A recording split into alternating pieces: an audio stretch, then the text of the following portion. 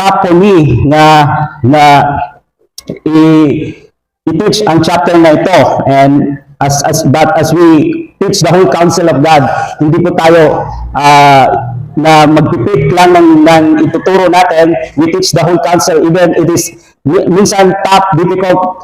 We have to study the Word of God diligently, gaya lang sinabi ni Paul kay Timothy. So, 1 Timothy chapter 3. 1 Timothy is our Sunday morning study, and again, we are in the 3rd chapter, 1 Timothy chapter 3, and we're going to be talking today about mga qualifications for pastors and elders, and qualification in general sa leadership. Before ilagay po natin ng sino mang tao sa leadership, may mga qualification. Hindi lang basta-basta na ilinalagay ang isang tao sa leadership dahil sa meron siyang talent o meron siyang ability.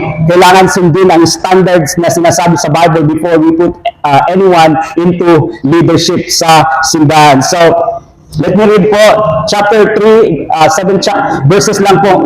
And so follow me if you have your Bible. 1 Timothy chapter 3 verses 1 to 7. This is a faithful saying, if a man desires the position of a bishop, he desires a good work. A bishop then must be blameless, the husband of one wife, temperate, sober-minded, of good behavior, respectable, able to teach, not given to wine, not violent, not greedy for money, but gentle, not quarrelsome, not covetous, one who rules his own house well, having his children in submission with all reverence. For if a man does not know how to rule his own house, how will he take care of the church of God? Not a novice, lest being puffed up with pride, he fall into the same condemnation as the devil. Moreover, he must have a good testimony among those who are outside, lest he fall into the approach and the snare of the devil. So, si Pablo po ay palaging pupunta sa isang lugar at ibabahagi ang mabuting balita. And yung iglesia po noon ay hindi kagaya po ng iglesia ngayon na tayo po nagtitipon lang sa isang lugar, ang lahat ay nasa isang lugar lang. And keep in mind na hindi po sila nag-meet sa church building like we do. They met house to house sa bawat bahay. And so often in areas like Ephesus, ang Ephesus ay napakalaking area, napakalaking lugar. So sa madaling salita, maraming mga house na pupuntahan si Pablo or house churches, and so kailangan ng maraming pastor kasi sa Ephesus ay sa lugar na ito maraming mga mananampalataya, may house churches, marami, and so kailangan ng maraming mga leader or pastors o mga elders. And so a lot of men who are going to lead in those individual house churches. So I don't think na ang church kaparehas sa like we do today, hindi po kagaya noon. Noon maraming mga house churches. Hindi sila nagtitipon sa isang church buildings. And so hindi kagaya ngayon na mayroong central gathering spot.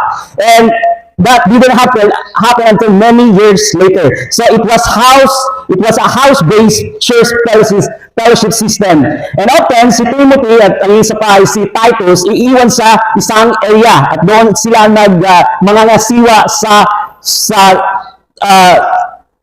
church na yon, sa house church.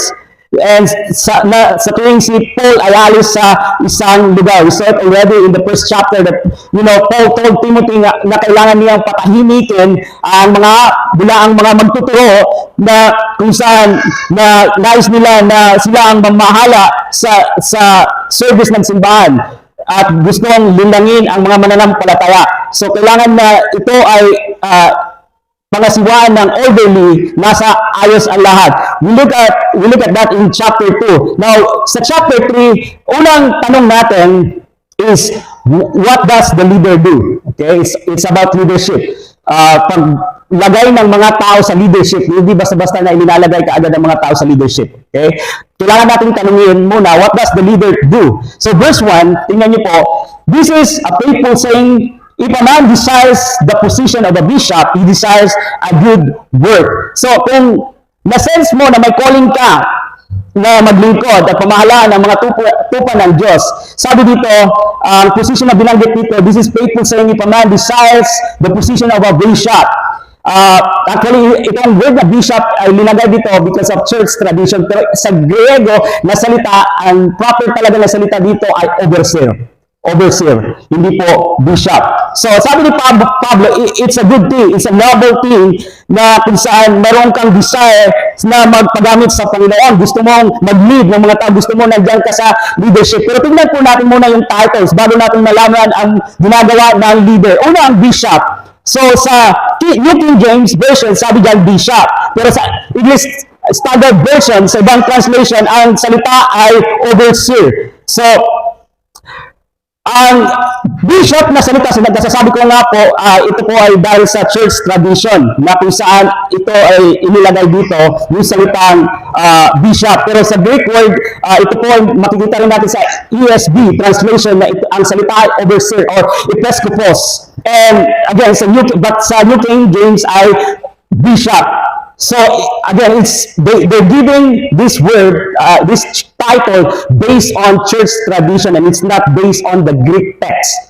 And so I don't think na we should base on tradition. We should base sa original na meaning ng salita. And the Greek literally means overwatcher, overseer, somebody who oversees, watches over the fellowship. So you see, may tatlong titles na essentially na binigay sa leader sa New Testament. And ang tatlong titles ay ang overseer, elder, at saka pastor or shepherd. So, now, itong overseer, ang Greek nga ay episkopos, and then the word elder ay presbyteros. Siguro yun yung dahilan bakit kinuha ng mga presbyterian ang pangalan ng kanilang simbahan dahil sa word nito na presbyteros. So, and again, it is translated as elder. And then finally, we have the third kind ng leadership na sinabi sa New Testament, and that is yung title na pastor or shepherd. So, I put the word shepherd in open parenthesis, close parenthesis, pastor, open parenthesis, shepherd, and close parenthesis, kasi it depends sa context. But it's the same word, pastor or pastol sa Tagalog, shepherd. So, and what's interesting about this term, though it's only two of them tell what they do, yung sa salita pa lang, sa title pa lang, ay malalaman mo na kung ano ang ginagawa nila, kagaya ng word na overseer. So, alam mo na kung ano ang ginagawa ng overseer, kasi sa title pa lang, nandoon na descriptive na kasi yung salita kung ano ang trabaho ng overseer.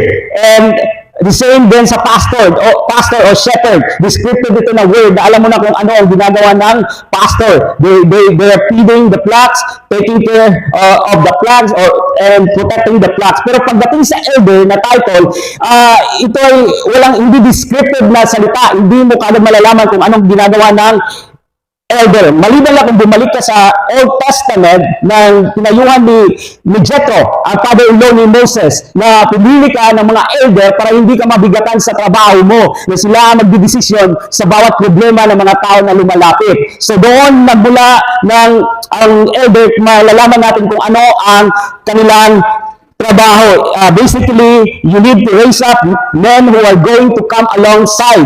And so Moses raised up men to come along and carry the burden, and they were called elders. So yan po ay Jewish term, but it doesn't really tell you kung ano talaga yung word, the title, hindi siya descriptive. Maliban lang kung bumalik ka sa Old Testament. So, and yung connotation ng elder and assumption ng elder, basically sila matatalino, wise, mga elder, siguro mga puti ang buhok, may mga matagal na sa paglilingkod sa Diyos, may matagal na karanasan sa gawain o paglilingkod sa Diyos. So, interesting thing about all the titles that you see yung pinisent ko sa inyo po, overseer, elder, pastor, pwede siya magbalik-baliktad na title, pero isang tao lang yan. Isa lang yung gawain nila. It's talking about the same person, yung overseer, elder, and pastor.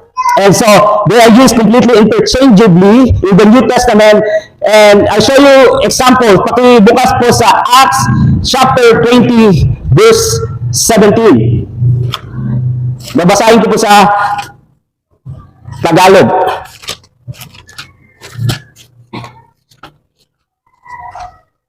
Acts chapter 20, verse 17, and then jump tayo sa verse 28. Mula sa Milito, tinatawag ni Pablo ang mga matatandang pinuno o mga elder po ng iglesyang nasa Efeso. And then jump sa verse 28, ingatan ninyo ang inyong sarili at ang buong kawan na inilagay ng Espiritu Santo sa inyong pangangasiwa. Pangalagaan ninyo ang iglesia ng Diyos na kanyang tinubos sa pamagitan ng dugo ng kanyang anak. Dahil yung binanggit dito yung elders, and then in verse 28, kung mapapansin ninyo dito, ang sinabi, yung trabaho nila is pangalagaan ang mga tupa na ginawa kayong mga tagapangasiwa o mga overseers sa English version. At ang sabi pa dito sa Tagalog, maliban sa pangangasiwa, pangalagaan ninyo ang iglesia na kanyang tinubos sa pamagitan ng dugo ng kanyang. Ingatan ninyo, back to verse 28, sa ang inyong sarili at ang buong kawan na inilagay ng Espiritu Santo sa inyong pangangasiwa. Pangalagaan ninyo. Yung word na pangalagaan sa English translation ay shepherd, to shepherd the church. At yung pastor at yung shepherd ay the same yan na meaning or the same na salita, pastor or shepherd. So yun yung trabaho ng elder, ng pastor, ng overseer. Isang person lang yan. Ang kanilang trabaho ay pangalagaan ng tupa, mga siwa, tagapangisiwa, overseer, ingatan o pangalagaan to shepherd, mag-pastor sa tupa. So, makikita natin na yung isang salita, yung mga salita na ito na isa lang ang tinutukoy, walang iba ang elder, pastor, shepherd, overseer. It can be interchangeably, isa lang yan ang tinutukoy isang tao. So, you got elders, overseer, and pastor, shepherd, all in the same passage. And he's talking to the same group of people. So, tinawag ni Paul, yung context dito, tinawag ni Paul yung mga elders, at sinabi nga, pangasiwaan nyo at pangalagaan nyo ang mga tupa ng Diyos. So, importante ito na makita natin kasi ulitin ko po, tumutukoy ang pastor, overseer, elder sa isa lang tao. In fact, sa 1 Peter chapter 5, verses 1 and 2, sa matatandang namumuno sa inyo, nananawagan ako bilang isa ring matandang pinuno ng iglesia na tulad ninyo bilang saksi sa mga paghihirap ni Kristo at sapagkat makakabahagi ako sa karangalang malapit ng ipahayag. Pangalagaan ninyo ang kawan ng Diyos na ipinagkatiwala sa inyo. Gawin ninyo ito ng maluwag sa loob at hindi napipilitan.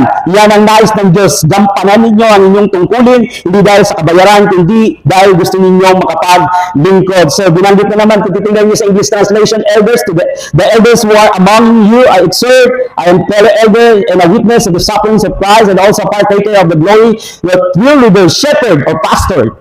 Shepherd the flock of God which is among you, serving as overseers, not by compulsion, but willingly. So, isa lang na taong tinutukoy pag nakakarinig kayo. Ano ba yung overseer? Ano ba yung pastor? Ano ba yung elder? Isang tao lang yan yung tinutukoy. Yun yung trabaho nila sa iglesia.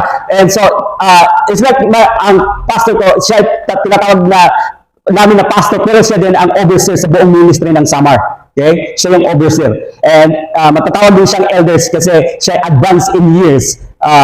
Siya ay matagal na sa ministry, sa paglilingkod sa Diyos. Pero isa lang tao siya. No? So, pastor, elder, and overseers. And ano ba yung trabaho nila? Tingnan niyo po sa Acts, ulitin ko po, Acts 20, verse 28, pangalagaan ng tupa. Sila ay na kailangan pangasiwaan, and sabi pa dito is to shepherd the church. Therefore take heed to yourselves and to all the flock among which the Holy Spirit has made you overseers to shepherd the church of God, na tinubos niya ng kanyang presyosong ng sarili niyang dugo. Now, may maririnig tayo na salita naman, how about pastor yung diacono, diacons? Well, yung diacono, diacons, ay mga servants. Hindi po sila yung katulad ng pastor, overseer, elders na nagdidesisyon sa simbahan. Yung mga deacons sa Acts, kung titingnan nyo, ay sila po ay just they're the people na sila ay naglilingkod, sila ay mga servants. It's more of a practical, pragmatic, get it done, sort of a function rather than spiritual oversight. Sila yung naglilingkod, kumbaga sila yung nandyan para mag-assist sa mga tao, sila din ay nag-Bible study, sila ay naglilinis ng simbahan, mga diakono. Pero hindi sila nagdidesisyon sa simbahan. Trabaho yun ng mga overseer, elder, at saka ng pastor. But you see again, for these two pastors na pinakita ko sa inyo, na although there are these different words na ginamit for these leaders, pero essentially, the same person sila. Okay? Technically, elders, pastors, overseers, isa lang sila. So, wala tayong ganyan na title para sa iba na, meron tayong pastor, tapos meron tayong, meron tayong dito overseer. Yung title niya, hindi siya pwedeng tawagin pastor, overseer lang siya. Hindi, wala tayo, irrelevant siya. Kasi the same lang naman yung function nila. The same sila na person. Hindi ito kagaya pastor versus overseer or overseer versus elders. No, but sometimes minsan ginagamit natin yun sa based on kung ano ang ginagawa nila. Like may pastor siya, minsan tinatawag namin na overseer, pero pastor, general pastor ang tawag, pero siya din ay tinatawag na overseer kasi siya yung namamahala sa buong ministry sa YouTube for Christ sa Samar. Okay, pero generally ang tawag talaga sa kanya pastor. Tinatawag lang overseer dahil sa kanyang ginagawa na nangangasiwa siya sa buong ministry sa Samar. So I hope na naintindihan natin. Pero kapag naglagay po tayo ng isang tao sa leadership, hindi dapat nandiyan siya for status, for position. Nandiyan siya dahil gusto niyang maglingkod. Tingnan niyo po sa verse 1. Back in Timothy chapter 3, he desires a good work. Ibig sabihin, gusto niyang maglingkod. Yun ang dahilan na nandiyan siya sa leadership. Not for status or not for position. But he desires, paliwanag po, good work or maglingkod, to serve. Kapag nandiyan sa leadership ka, ang desire mo ay maglingkod. So, hindi po dapat nakapokus sa office ng pastor, overseer, sa title na yan, kundi nakapokus sa paglilingkod. Gusto mo makapaglingkod sa iyong kapwa mananampalataya. So, here Paul stresses the task rather than the office, yung trabaho, yung good work, imbis na yung title. Kasi maraming mga tao na nandiyan sa leadership because they are acting sa title. Kasi ang sarap pag nandiyan ka sa title, minsan ginagamit yung title para yung mga tao, parang ang mga tao sa iyo, parang halang dun ka. But you know na if you are in leadership position, hindi ka nandiyan para to lift up yourself, but to serve. Yan yung goal, yan yung desire kung bakit nasa leadership ka. Whether you are a song leader, whether na ikaw ay nagtuturo sa children ministry, whether ikaw ay pastor o ikaw ay youth pastor, ano man yung position, you are not acting sa position sa status but service.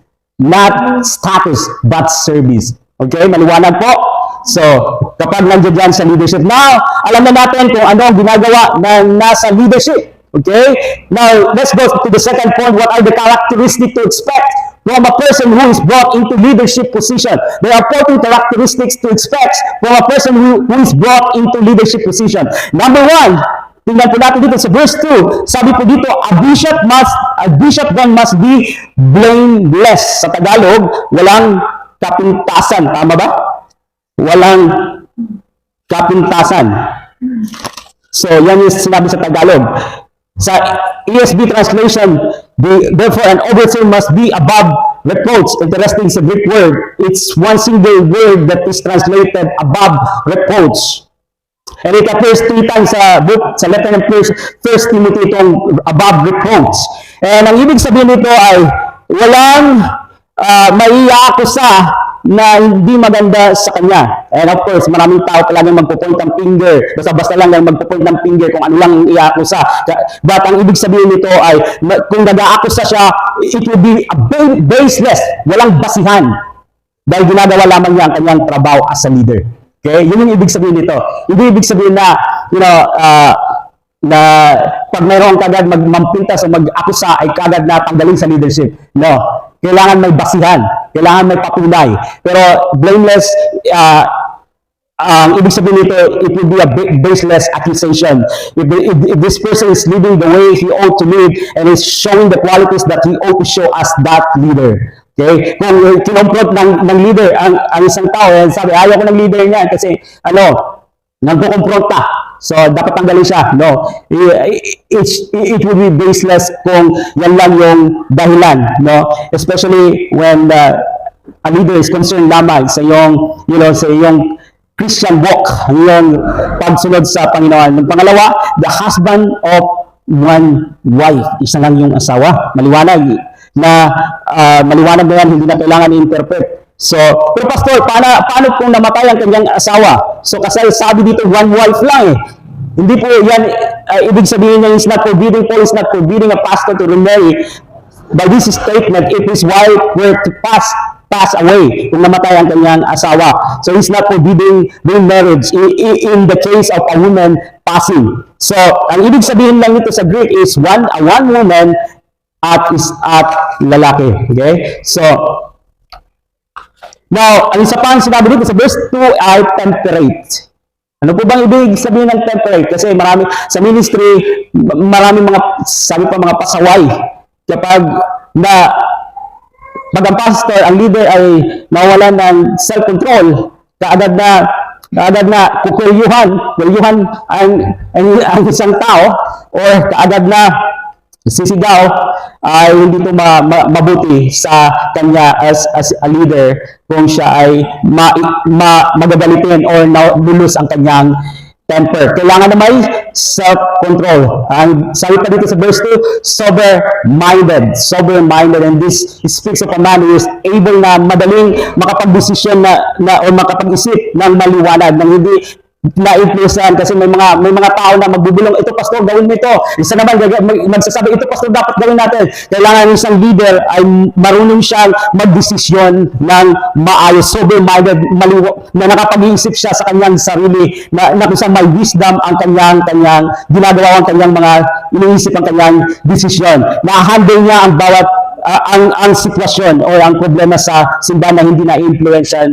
ng mga tao kaagad ng iba't ibang mga tao. And before he decide, humingi siya ng wisdom sa Panginoon and nananalangin siya so that he would be able to think clearly. Okay? And to decide ng tama. And sabi pa dito, of good behavior. Ibig sabihin po nito ay gusto niya nasa order ang lahat. Nasa proper. Dapat tama yung ginagawa natin. Hindi yung kung ano-ano lang yung naisipan or ano lang ang gawin ng bawat isa. Dapat nasa order ang lahat. Hindi, wala sa gulo. Sa English translation, respectable siya kasi orderly siya at proper siya sa bawat kanyang ginagawa sa pag-manage niya sa simbahan as a leader. And ito yung isa pang binanggit dito ay hospitable. Hospitable kasi noon may mga strangers na nagta-travel, and hospitality was hugely important in the early church, particularly as people travel, naglalakbay sila from church to church. So, ang mga mananampalataya ay maglalakbay, and many times there was no place to stay outside of people's homes. And so, opening up your home to people was incredibly important, and so much so that Paul said that quality ought to be seen in one who is pastor, elder, overseer. Sa atin as a Pilipino, ito ay isang strength natin ng hospitality or hospitable. And ang isa pa dapat na characteristic, ang isa pang quality ay able to teach. Hindi ka pwedeng maglagay sa leadership na he's not able, sa madaling salita, he's not able to teach the word of God. Ito ay critical talaga. Whenever you put someone, especially in the pulpit, sa teaching, he must be able na magturo. He studied the word of God diligently. Hindi dapat siya na nagtuturo lang kung ano yung comfortable opinion na gusto niyang ituro sa mga tao. Kailangan nagtuturo talaga siya ng salita ng Diyos. So, critical ito na isang area na dapat ang pastor, he can teach. Because when you look at Ephesians chapter 4 verse 11, it's talking about sa iba't ibang gasa kaloob. Ang isa ng gasa na sinabi dito, Ephesians chapter 4 verse 11, and he himself gave some to be apostles, some prophets, some evangelists, and some, tingnan nyo, combine itong dalawang salita, and some pastors and teachers. Combine siya, pastors and teacher. Sa madaling salita, sa Greek, sa sentence, sa structure ng sentence sa Greek, ito ay isa, no?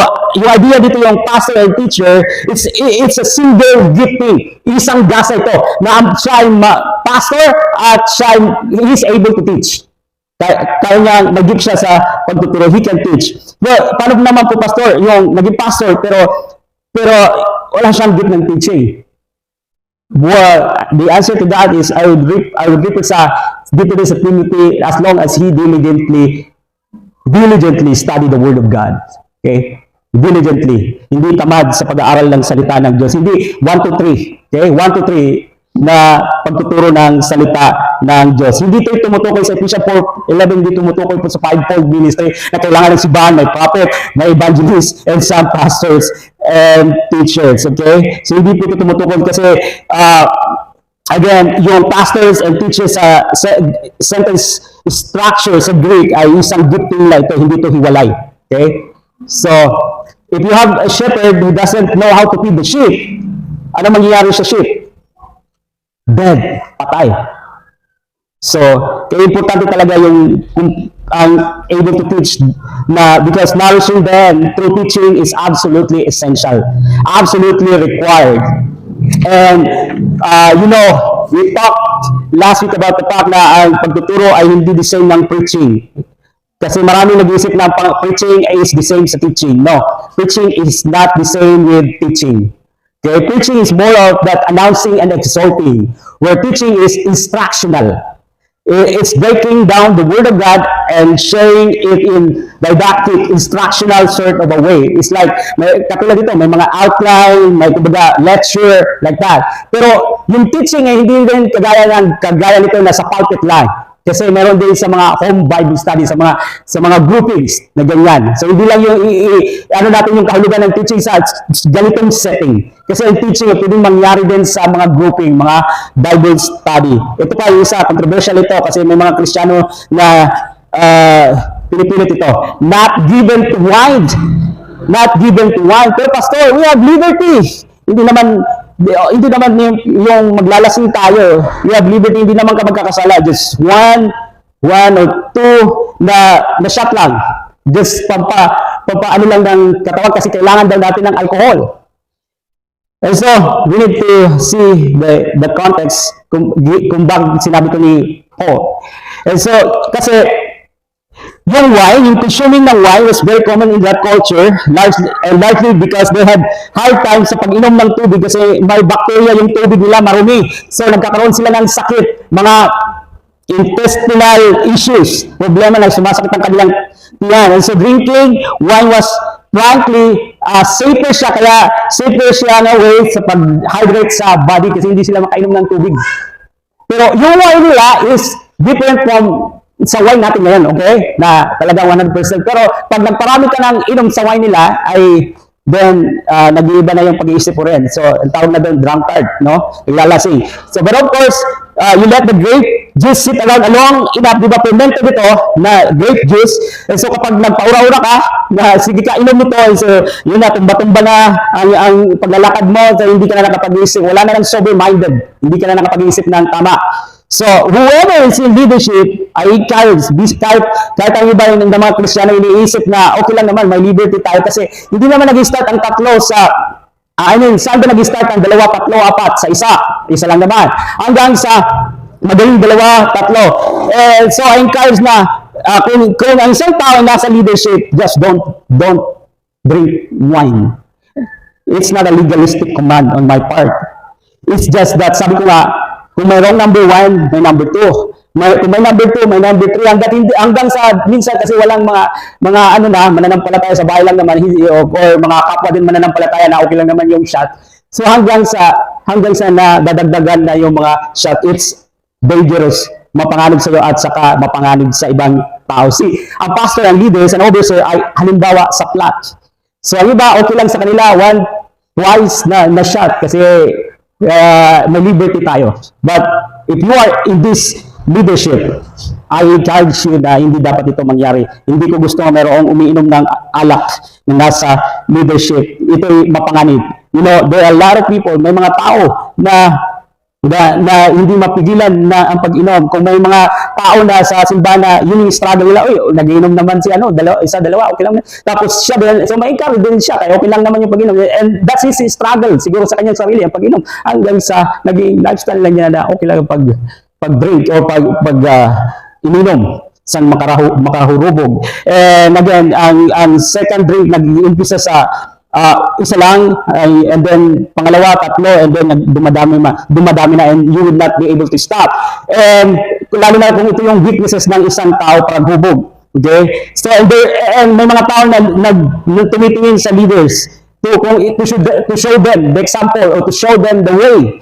So, and if if they look to a leader, na leader uminom, they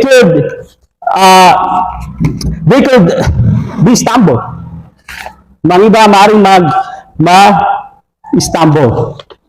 So, yes, we have liberty, but we don't use our liberty na makatisod tayo sa ibang tao.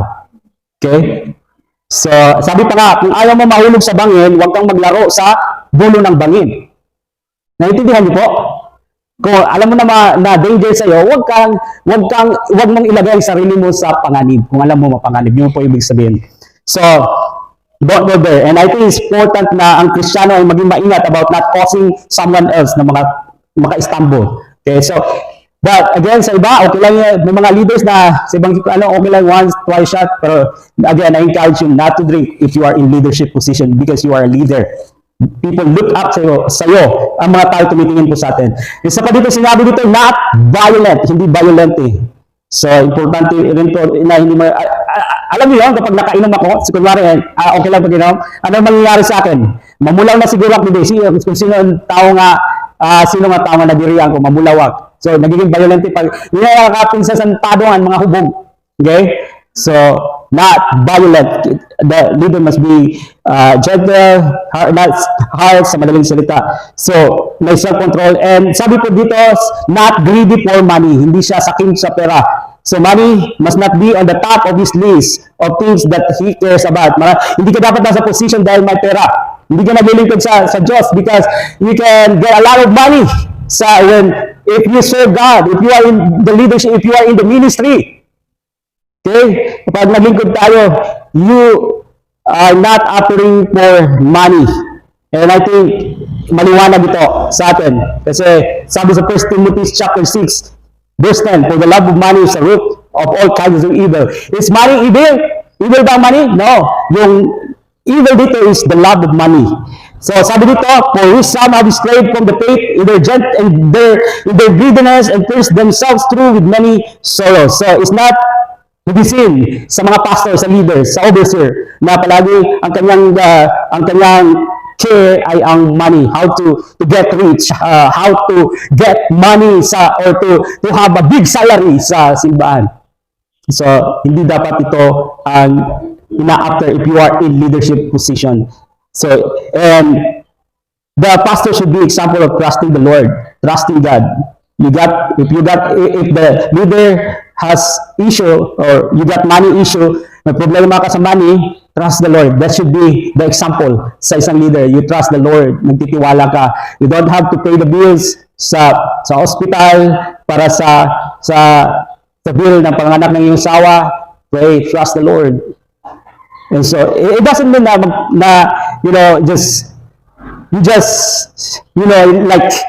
okay, wala kang gagawin, no? God can also use me like I have to make a way to earn money, to earn para sa needs, but higit sa lahat, in general, ang unang palagi na yung kung saan ang isang leader nagde-depend ay hindi sa tao o hindi sa kanyang sarili but sa Panginoon when he has problems sa kanyang pangangailangan. So, but yung point dito is, if you are in the leadership position, hindi dapat iniibig mo ang money, kundi iniibig mo mga tupa ng Diyos.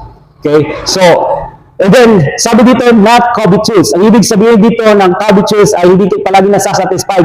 Kung ano meron na siya, halimbawa, meron na siyang like NMAX, or hindi pa siya kontento, may nakita na naman siya na isang bagong labas na version ng motor, and so kaya gusto na naman niya na makuha yon, and then pag nakuha na niya, tapos meron na naman panibago, hindi siya nasasatisfy. Gusto niya, kung anong makita niya sa iba, gusto niya din na makuha niya. A man who is constantly dissatisfied is not fit for leadership among God's people. Covetous. Hindi ka satisfied palagi kung anong meron ka. So, and then sabi dito, he must manage. Isa pang qualities, he must manage his own house, own well. That's why sa mga leaders, sa mga asawa, ito yung dahilan kung bakit na sinasabi natin na ang unang ministry ay sa bahay. So, ito yung dahilan. He must manage his own household. Sabi dito, when he rules his own house well, having his children in submission with all reverence. For if a man does not know how to rule his own house, how will he take care of the church of God? So, he must be good steward sa kanyang marriage, sa kanyang mga anak, sa kanyang pamilya, sa kanyang household. Ang kanyang anak ay dapat nagpapakita ng obedience sa kanya. They follow his lead. Isa pa dito, not a novice. Alam niyo po ba, not a novice, hindi po ito yung bagong newly pastor. Ang ibig sabihin nito, literally, ang ibig sabihin newly planted, ibig sabihin newly siya ay bagong Kristiyano. Alam niyo yun, minsan may ganito ako nakikita ng mga simbahan na ilalagay sa leadership position, bagong Kristiyano pa lang kasi talented. So yun yung ibig sabihin nito, nang sinabi dito, not a novice. Hindi mo lalagay ang isang bago pa lang na Kristiyano, hindi pa mature. Nilinagay mo dahil siya ay magaling mag-gitara, magaling magturo, magaling mag-worship. So not a novice, hindi siya bagong Kristiyano. Kailangan na siya ay mature. Yes, bagong pastor, like 1 year na bagong pastor, pero he must be matured na tao na kung bakit nandiyan siya, linagay siya sa leadership, pero hindi siya bagong Kristiyano. Okay? So, importante na hindi ininalagay sa leadership bagong Kristiyano. Bakit po? Ang sabi dito, tingnan ninyo, lest being puffed up with pride, we fall into the same condemnation as the devil. Sino yung devil? Si Lucifer, di ba? Bumagsak. So, sa ating pa na salita, lumalaki ang ulo. Minsan nga, ino-overtikan pa siguro si pastor. Yun, danger. Kapag bagong Kristiyano pa lang, hindi pa mature na believer. And then, last na po, sa ika-14, na quality. He must have a good testimony among those who are outside. Pag sinabing outside, sa mga unbelievers. He's talking about unbelievers. He's talking about people outside the church. So, sinasabi niya dito na siya dapat ay godly man inside and outside, sa loob ng simbahan at kahit sa labas ng simbahan. Nagsasalita siya ng may consistency at may consistency sa kanyang buhay. In other words, na it sounds all Christ kapag nandyan siya sa pulpit, but is he Christ-like kapag nasa labas na siya? Kapag nasa mundo na siya? Or kapag nandoon na siya kasama mga unbelievers? So, again, Paul is telling Timothy na kapag dapat mag-raise up ka ng pastor, maglagay ka ng pastor, maglagay ka ng elder officers, or maglagay ka ng tao sa leadership sa iglesia na mayroong magandang reputasyon outside, and make sure na, again, mayroong silang reputasyon hindi lang sa loob ng simbahan, but even sa labas, kahit sa mga unbelievers. Okay? So, make sure na ito ma-meet itong qualities, itong requirements before you put any person sa leadership. Na hindi ka basta-basta maglagay ng tao sa leadership. May standard. In conclusion, to be considered for a leadership position, bago i-considera ang isang tao sa leadership position, ang candidates, kailangan mayroon siyang strong desire na maglingkod. Yun yung kanina sa verse 1, he desires a good work. And pangalawang point natin, yung mga characteristic and a good reputation both within outside the church. He is a man of God, godly, matured na Kristiyano. What is the application? Ano ito para sa atin? Ang iba sa atin, most of them will never be elders. Ang iba hindi magiging pastors, hindi magiging officer. Pero again, nice kong sabihin, una, ito yung ina-expect ng Diyos na ilagay na sa leadership sa simbahan, mga godly leaders. At kailangan ipalo ito ng simbahan, itong standards na ito. Na hindi basta-basta naglalagay ng leader, ng tao sa leadership na hindi nami-met ang standard na ito. Pangalawa, itong ideal na ito, itong good work, serving, and characteristic, ito ay ideal sa bawat isa din sa atin. As a godly man and godly woman of God, we should always try to live up to these standards. Ito ba ay nakikita sa ating buhay? As a Christian, bilang godly men, godly women, godly parents, nakikita po ba ito? And you have leadership position sa inyong family if you are parents. Are these qualities evident in your life? Are there areas na kailangan i-work out para hindi po tayo makatisod sa mga tao na tumitingin po sa atin? Yes, importante po ang ating character. Una-una, talking about sa mga leaders, sa pastors, but also sa bawat isa bilang mga godly men and women of God. One of the most common objection to Christianity, alam niyo po ba kung bakit may mga tao na minsan na ayaw sumama po sa simbahan is ito po yung objection nila. Like, ito po yung, I think I tell you about sa Muhammad Gandhi. May isang usher, may isang simbahan na kung saan bumisita si Muhammad Gandhi at yung usher hindi siya pinapatuloy dahil sa racist yung usher. Iba yung lahi ni Muhammad Gandhi, hindi siya really welcome. Hindi magaling pag-treatment ng usher. And so, ito yung objection minsan. It comes from those who do not embrace Christ by faith. Is that the church is filled with hypocrites. Ang simbahan ay puno ng mga hipokrito. The unbelievers, hindi dapat masabi ng mga unbelievers, you are just a hypocrite. Hipokrito ka. Because you're not hypocrite. Hindi po tayo dapat matawag. Because you are different. Iba ka. The things that you say with your lips are backed up by your life. You are a witness of Christ's love. The unbelievers can say, that's a bunch of talk because your life bears a moral quality that proves that a divine supernatural work of God. The grace of God na nagkaroon ng impact sa iyong buhay. And we can testify sa kanila, I am sinners, makasalanan ako, and Christ saved me and changed me. Okay? I am sinners, makasalanan ako na niligtas ng Diyos at binago ng Diyos. Our lives back up that message. Amen? So that's the application. Hindi lang po sa mga, of course, it is primarily in the context of leadership, but ito din po ang ideal na nais ng Diyos sa bawat isa bilang godly men and women of God.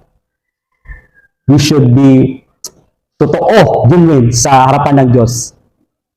And kailangan na ang ating sinasabi ay nagbaback up sa ating ginagawa. Okay? Hindi po tama na ituro po natin, hindi po yung tama yung kasabihan na sundin mo ang sinasabi ko, pero huwag mong gayahin ang ginagawa ko. Kasi as a Christians, kailangan consistent ang sinasabi natin sa ginagawa natin. Okay? Na tayo ay sumusunod ng totoo at mayroong obedience sa Panginoon. Nakikita si Kristo sa buhay natin. We don't want like the religious leader. Religious but hypocrites. The unbelievers can say that because, again, ang ating buhay ay nagpapatunay na naranasan natin ang pag-ibig ng Diyos at mayroong pag-ibig sa ating buhay.